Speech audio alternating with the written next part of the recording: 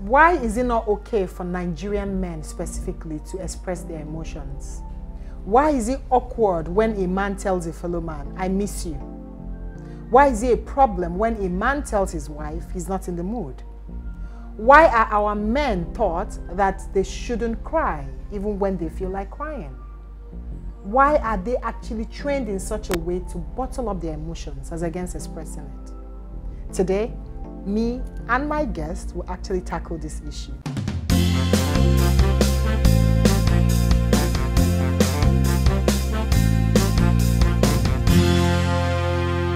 So today, I have my YouTube boyfriend, Gideon Okeke. That's what's up.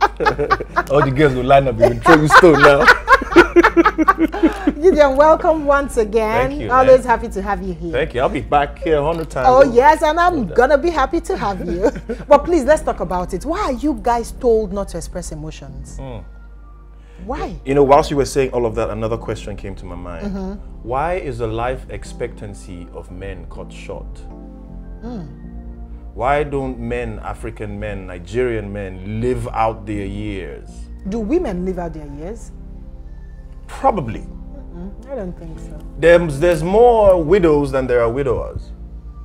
So this is where my analogy is coming from. The man before me taught me to square up your shoulders, chest out, keep it moving, no crying, no slouching, no weakness. No weakness. I was never taught to be sympathetic, empathetic, or show emotion. No, I wasn't. Vulnerable. Or be vulnerable. I'm a different module for another family of 10 boys. I'm the only one in the house, boy and girl. You know, so it's a different module. I was raised like that last piece of kernel in the fire. You know, it can't go missing. But I saw the man before me, my father, so strong, so strong and very less malleable that he cracked at age 56. What made him crack? Everything. Health, life, and all. When I mean he cracked, he passed. Okay. He cracked at age 56. Just 56.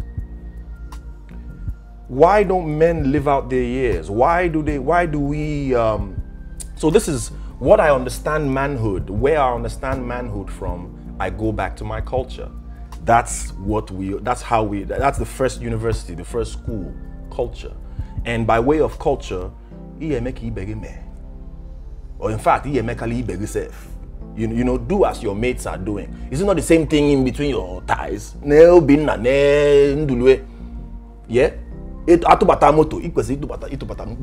So it's a chase, you are chasing an idea that's probably not even within your reach. So we almost have to live above our means as a standard.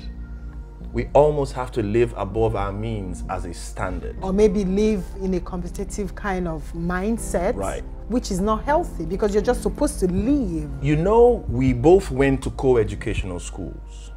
Boy-girl school. I don't know if you went to girls' school. You went to girls' school. You went to girls' school? Okay, co-educational boys. Well, I mean, primary school was co-educational. Yeah. So the idea behind that is that they draw a line. On your mark, get set, go. Boys and girls. It's together.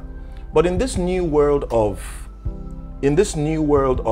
equal opportunities for the woman, as with the man, where is that cultural role of the man saying, I got this all? Go, you guys chill. I got this. It's that cultural push that makes the man crack on time. But the woman is malleable. Over time, you will bend her like plasticine. You know, but a man is so hard that he cracks, he doesn't bend. You know what I mean? That's why I use the expression, I didn't use past, but my father cracked at 56. Why so? Because you're taking the entire weight of the world. But is it okay to do that though? That's the point. Do you think that our culture teaching us that like you said, you're a man, you got this, you shouldn't crack, you shouldn't break, you shouldn't halt, keep pushing regardless of what life throws at you. Do you think that that is the way it should be? Because like you said, we've seen a lot of men leave the face of the earth earlier just because they are shouldering something they can't even carry. You know, the average Igbo man is suffering a post-traumatic stress disorder. So why do you think that is? Because we are all products of the Biafra War. Okay. After the war, whoever you were before the war, you got 20 pounds after the fact. It's like, draw a line, on your mark, get set, go. Whoever you were yesterday, you now have 20 pounds for your troubles. Then came Otokotok, then came blood money, then came, who were doing all these things? Men. Trying to measure up back to who they probably were. So a different societal structure came about. Yeah? We didn't go to schools. We had to now start chasing Igbo Safia, you know, chasing Waboy, which is now a phenomenon in the West. A good fallout of that, but there's a psychological breakdown that the average Igbo man is facing. You know, everybody say Igbo man too like money. Where did it come from? It came from somewhere. From somewhere. And does the Igbo man even stay to live out his years to even enjoy that money in the end? Yeah, you build house in the village, now only lizard and walk they grow on top. And then have you also heard that they said that majority of Igbo men, when they are financially struggling, somehow their wealth or their money is interconnected with their... My sister, if you see what's in between, what's here, yeah? The dick is flanked by two pockets. If the pockets are not well leveled, and what I mean, Igbo say, akunesi obi ike. Akunesi tensi ike. Because if the pocket is not well lined, there's no blood flow that will go to, you know what I mean? To the thing. No, you can't consider the thing. So the thing, MNCK. It's all about... Because the pockets are empty. It's all about the ako. But how come other tribes don't have that issue? Because you would hear people say, even when they don't have money, is when they now want to be more intimate with their wives or their partners. But on the side of Igbo men, when they don't have money, they run away from you because the thing doesn't say. So why is it different? Because other tribes, the men from other tribes, when they don't have money, they would do love. They would even assume the role of a house husband proudly and support the woman if she's the one providing. But an average Igbo man wouldn't do that and would not easily do that. Let's go back to the genesis of everything that war cost. The other, you see, the characters of several different men around our polity is shaped by their surroundings. The riverine man, yeah, he would drink his ethanol, his kai, you know, they stand up. Now the women, they go do the work. It's the women in the cross river, road the river. It's the women. The men chill and drink their stuff. The women go and toari and come back. It's the other way around. But for us, it's a chase of. It's a constant chase. You have to eat toari. You have to go out, fetch and bring. We follow. We probably are Christians. We probably are Jews, as they say. Our makeup. You have to throw a hook out. To bring home, for the home to now incubate what you brought. You know, the general man module is work as hard enough outside so that you can come home and do nothing. The man's dream is to be home and do nothing. It's not that he hasn't done anything. He has done everything forward. Just come and chill. So that he can be chilling at home. Yeah, and not the other way around where you have to be running out of the house. Because in such cases, when the mind is not aright, there is no blood flow that can go all the way to the... So, but why then do men, especially my Igbo brothers, have challenges with expressing these emotions to their wives or with their wives? We're very transactional. It's about ifijinaka. It's about, we're very tight. This war thing, man. This war. I wonder who we were before the war. But after the war, check the Igbo man, check everybody. We're about to, it has to be tangible, it has to make sense.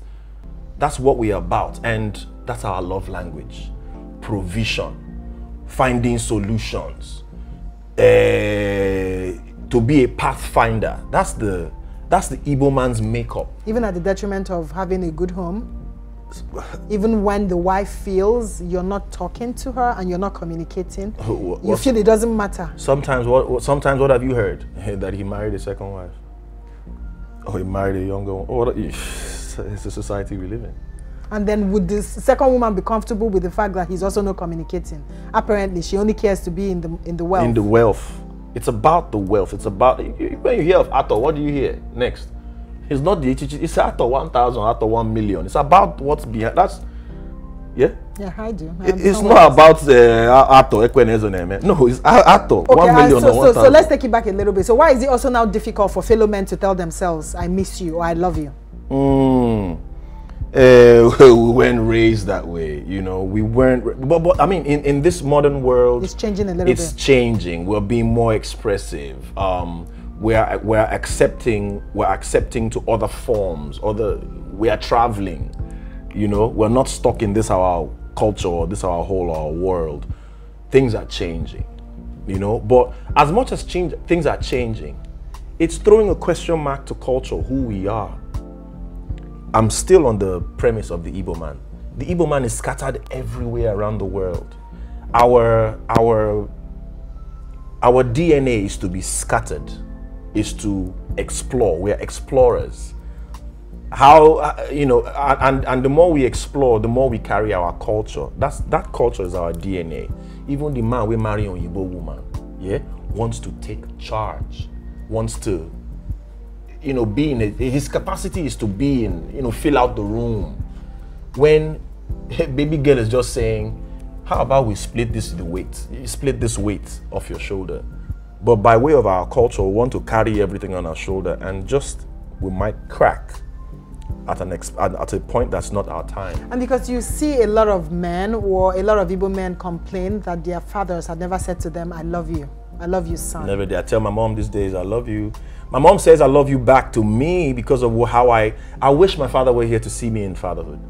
So I show it to my mom. So she says I love you because of what I do to my kids. Now she's talking that way. In fact, she's shy to say it, but she's saying it in response to my kid, not in response to what I said. Because I think you're making a whole lot of sense. You know why? Because in my house, I would tell my dad, Dad, I love you, he'll start laughing. You are funny. You're funny. That's the response. But I say to my mom, I love you, I love you. Before you even say, she says, I love you. You know I love you, right? But my dad will start laughing. Even with my brothers. Although I have two brothers, one is really very expressive. He will tell you, I love you like 500 times. And then the other one will behave exactly like my father and laugh, but he will still say, I love you too. But it makes him, like, it's funny to him when he hears that, even to his children or with his children. He doesn't say, I love you. Gifts. But I'm like, but we, the girls, will say that. When you give me anything, I could cry. Gifts, accepting gifts, receiving gifts. Because nobody gives you guys. We don't get those. This is not normal. I'll give. And giving makes me feel a certain way. But you give me some, oh wow, you thought about me, like, wow, I could cry. Wow. I don't want to be a man. Now I know I don't want to be a man. Honestly. That's why they say Wokenife. Yeah, Wokenife. Or do easy. Flavor said it. Anyway, guys, you heard that. So it's actually cultural, especially for our Igbo brothers. We will take it back to the war or before the war, right? So something changed. Something actually changed in them. So we are still dealing with the repercussions of those changes, or change actually that happened. Yeah. So please be easy and take it lightly and be patient with your partner or your son. If you realize that they're not that expressive, we may be saying I love you or with their emotions. Just keep teaching them. With time, they would learn and change. Because like Gideon said, it's changing. He's different from the way the dad was, and I'm sure his children would be, you know, more expressive than he is. Anyway, comment if you've had any experience like that. If your dad finds it a little bit difficult to express love whilst your mom is all over, you know, the place, or if the reverse is your case in your home, you never know. Comment, we'll be reading. Remember to always hang in there, for the very best is next. Love you, ciao.